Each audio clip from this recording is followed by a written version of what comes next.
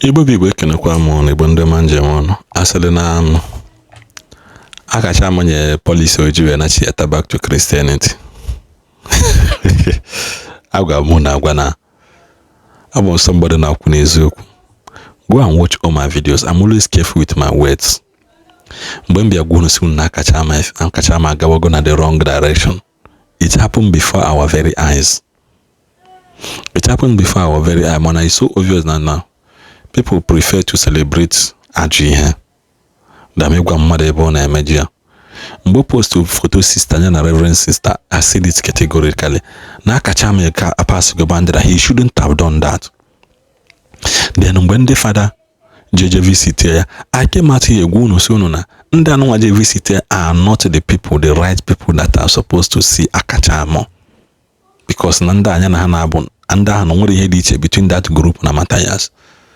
The only thing there is that na nda na-eyi white aka, Matthias na-eyi isi agụ aka. And to crown it all, as a father, ijije visit Akachaam yile efe isi agụ. I am not against Igbo cultural wear. Drama against it. Man, what then is your proof that this is why you are here? Not to come and blend in with the sheeps.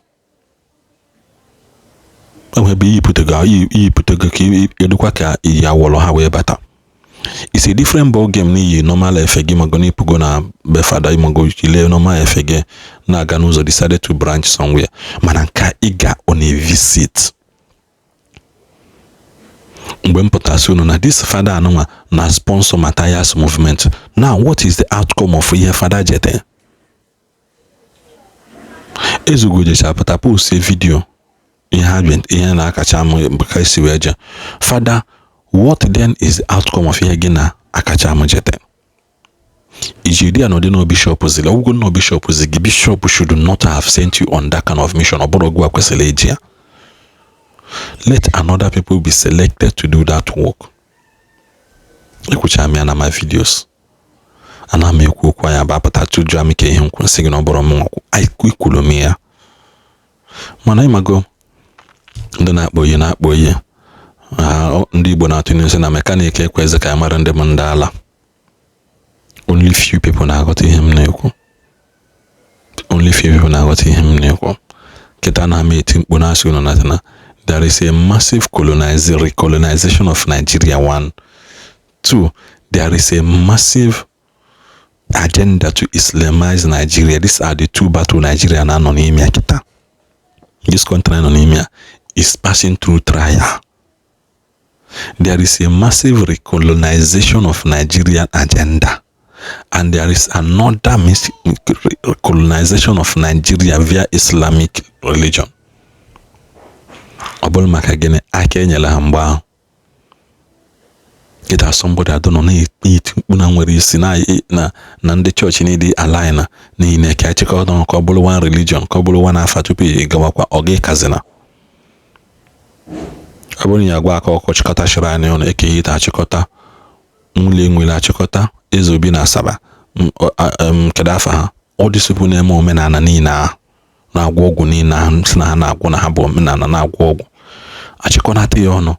Then unu agwa na Matthias nya kazina na mbosi ụka because ụka bụ nke ndị Igbo bụ nke ndị ọcha epikie na eke ori afọ nkwọ ndị Igbo eji na-eme it because these are the 4 market days anyị nwe. Epikie ya si na wee mewe epikie the 4 market days Igbo nwe. Then we begin to work with Igbo calendar. You begin to work with Igbo calendar. Emano 9 no February mo Igbo calendar abụghị February ka ọ nọ ya. I need Igbo unu ya agwa. Biko na eno video Akachaam maka unu nwe ekene na ihe okwu unu ihe ọ na-ekwu mgbọsị na-ekwu ihe ọ na-ekwu nna ma hụ na ọpụwa gaala amụ ya na chain because ndị anyị na-atụ n'inu si when the gods want to buy you first of all make them to run mad.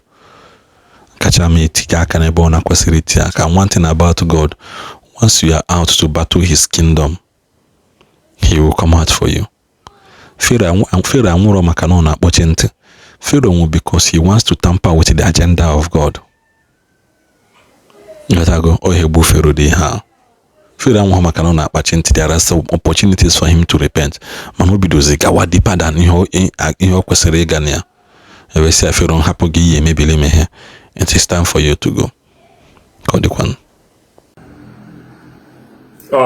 Even the way you prefer okay when I luta. Maka self praise ya kan di weta ni chore no okaka. Mananka. Ihozu odogu. Iwuzi mbala, iwuzi eko.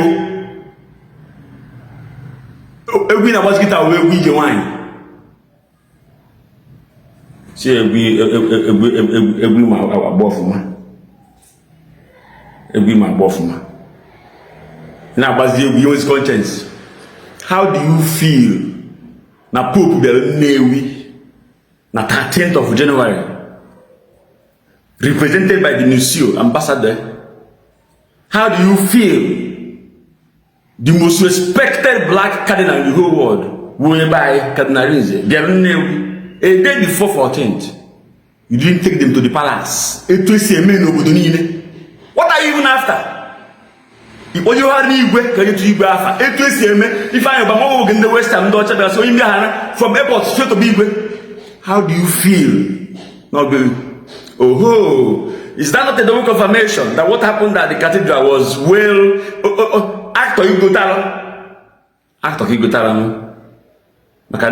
Just like it is the police, when they send the Nanewi, but when they send the UDP on Natane, on kill first choice. It took a Newi now, Newi boy company now, from Doka. When you were there, Newi, Mama Demi Fukuna. Politician Iberu, I'm not going to miss you there. Otone, how do you feel? How comfortable were you? Now we can come out for almost 20 names. And Iberu was seated in the front row and all they know that the high elevator. Now for you, sing off here. Far even the previous night.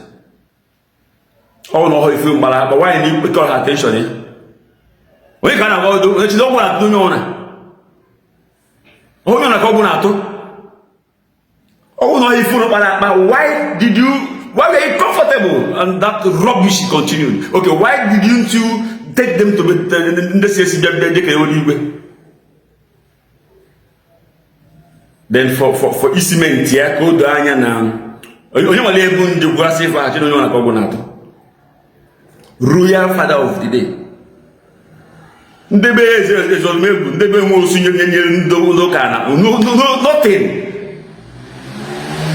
I wish it can be revoked. Ndi Newi.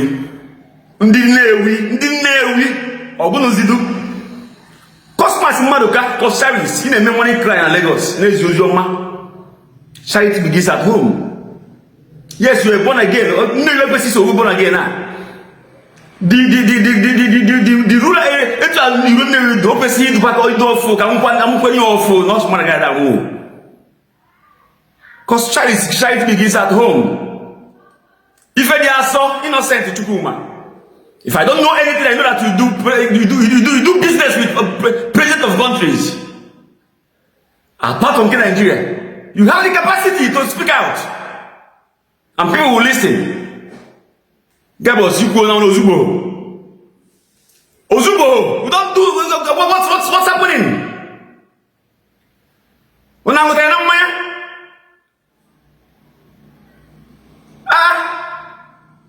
by Stachikos Ojuku, SAN, do something. One person should pocket in the area and will name you for or is a human being like us. By Sosirko Sigwe, Dickinamota, or no Venamota Newi. Can the Newi Gibrasi Akataka? That is okay for Campbell Lassie.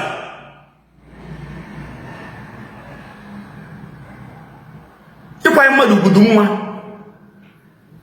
or Hosino Gidina, and Mother Nazar Nazo, to tell Tom was a baby. Or Ancha Ugu is cowardice.